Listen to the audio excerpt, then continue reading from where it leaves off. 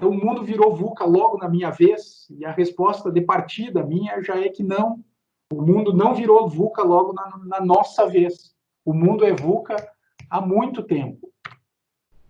E para olhar esse há muito tempo, eu acabei selecionando, fazendo 2 recortes, na verdade 3 recortes históricos, mas 2 mais para o passado. Voltei 200 anos e olhei o intervalo de 20 anos. Então, voltamos 200 anos, voltamos a 1800, 1820. Só esse intervalo de 20 anos. Não fiz recorte de coisas que estão fora desse intervalo de 20 anos. Então, o que estava acontecendo no mundo entre 1800 e 1820? Só para a gente comparar se o nosso mundo agora é VUCA ou se ele é VUCA há muito tempo. Bom, entre 1800 e 1820 estavam tendo as guerras napoleônicas, que duraram de 1803 a 1815. O Napoleão estava colocando de joelhos a Europa inteira, uma guerra extremamente sangrenta, muito dura, em que o Napoleão domina a Europa e, ao final, vai fazer dois frontes de batalha com a Rússia e com a Inglaterra, que são terríveis, mas antes disso ele dominou toda a Europa. Em 1812, as tropas do Napoleão invadem a Rússia, e aí vocês imaginem, a Inglaterra era o centro do mundo, e o centro do mundo está em guerra. Em 1812, então, já na parte final da guerra napoleônica, ele vai perder a guerra em 1815. Em 1812, eles decidem invadir a Rússia, e nessa invasão da Rússia, a tropa do Napoleão é abatida pelo tifo. Então, um problema de saúde gravíssimo recai sobre as tropas do Napoleão, e eles vão ainda espalhar esse tifo pela Europa inteira. 1812. 1808, quando as tropas do Napoleão invadem Portugal, a família real portuguesa foge para o Brasil. 1808. Na chegada deles no Brasil, eles fundam o Banco do Brasil. O Brasil não tinha banco, o Brasil era uma colônia muito atrasada, o Brasil não tinha banco. E eles vão, neste mesmo ano, vai começar o primeiro jornal do Brasil. 1808, o Brasil não tinha jornal. Circulação da informação passa a ter um impulso aqui muito grande. 1815, o Brasil vira vice-reino. Oficialmente, ele perde o status de colônia e ele passa a ter autonomia como vice-reino. Claro, está toda a família real aqui no Brasil. Então, vocês imaginem a mudança para quem estava no Brasil, a mudança para aquela corte que vivia da Europa e veio para o Brasil. 1810, começa a independência das Américas. Os libertadores da América, que vão dar nome a esse campeonato que a gente tem aqui de futebol, vão fazer a libertação da América.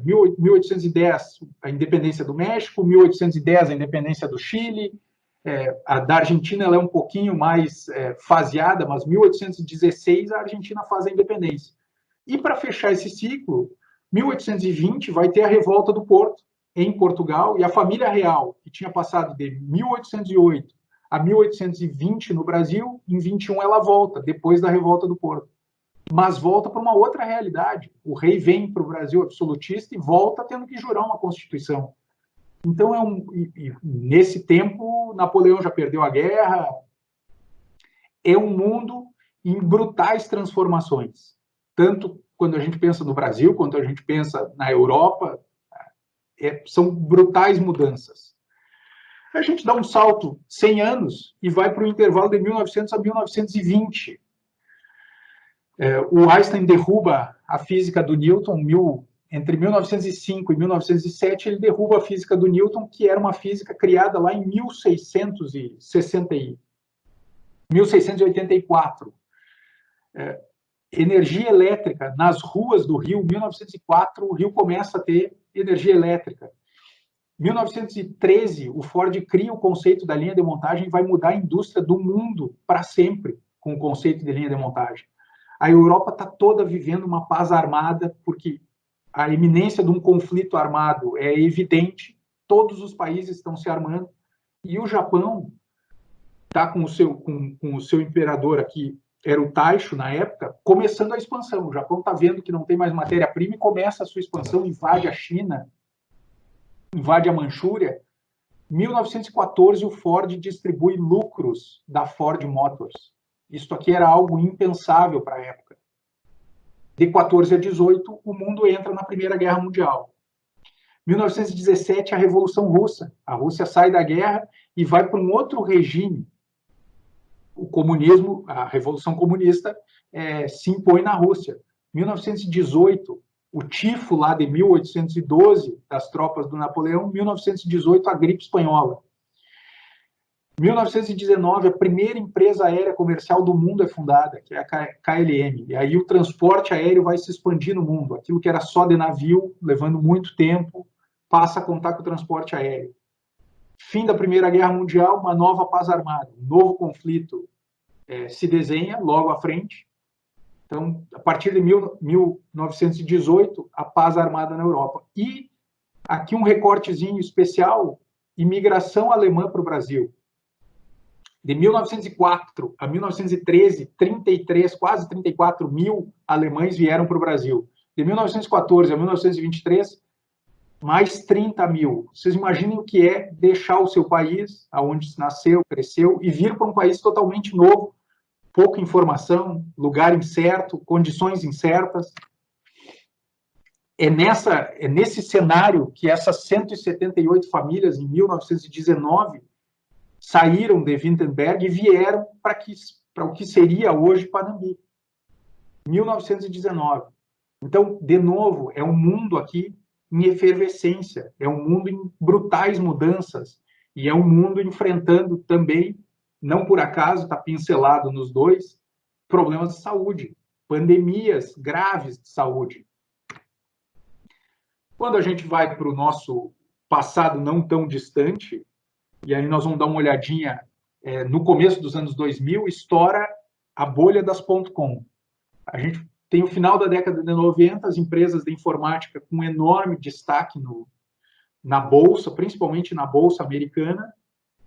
Em 2001, tem um crash, essas empresas quebram, se faz uma reavaliação do valor, que é sempre o que acontece quando as bolhas estouram, e essas empresas não param mais em pé. Então, estoura a bolha das .com e, 11 de setembro, os Estados Unidos sofrem o ataque daqueles 2 aviões nas Torres Gêmeas e o mundo é posto de perna para o ar. Então, a grande potência que tinha sobrado, a potência soberana do mundo, tem um ataque no seu coração financeiro, cultural, que é Nova York, no seu símbolo, que eram as Torres Gêmeas do World Trade Center. A economia vai avançar e troca-se, então, a bolha das empresas .com pelo mercado imobiliário. Só que isso vai até 2008. 2008, o Lehman Brothers quebra e puxa com essa quebra dele a economia mundial inteira. 2009, o mundo está vivendo o surto da gripe suína. O H1N1 está afetando o mundo inteiro e, claro, está afetando a economia. E já era uma economia que vinha cambaleando da grande crise de 2008. É neste começo dos anos 2000 que o BRICS vai aparecer para o mundo e vai tomar relevância, e as projeções vão dar indicações de que os emergentes vão crescer muito mais do que as potências consolidadas, e aparece cada vez mais forte neste cenário China, Rússia, Índia, Brasil, África do Sul também aparece aqui. E aí 3 capas da The Economist resumem um pouco o que foi esse período do Brasil. Essa primeira capa aqui é de 2009, e ela diz o seguinte: olha, o Brasil decolou, a economia do Brasil decolou, o Brasil está dando certo, o Brasil dá certo. 2009. 2014, a capa da The Economist pergunta o seguinte: o Brasil estragou tudo, setembro de 2013. Então, esta aqui é 2009, essa aqui é setembro de 2013. E a capa de agosto do ano passado, ela traz o seguinte: o relógio da morte, o relógio mortal para a Amazônia. E aqui está o mapa do Brasil.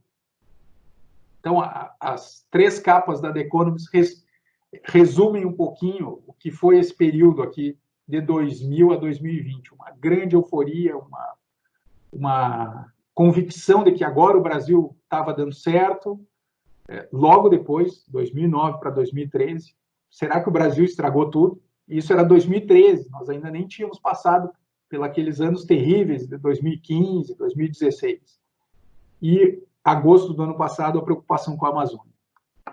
Claro, neste período aqui, para encerrar o 2020, surgiu a pandemia do Covid-19, que é algo gravíssimo que nós estamos vivendo. Mas esses 3 recortes para mostrar o seguinte: o mundo não é VUCA hoje, o mundo é VUCA há muito tempo. E se o mundo é VUCA há muito tempo, o que cabe para nós é lidar com esse mundo. E agora vem como é que eu lido com ele? Já que ele não está VUCA agora, ele é VUCA há muito tempo.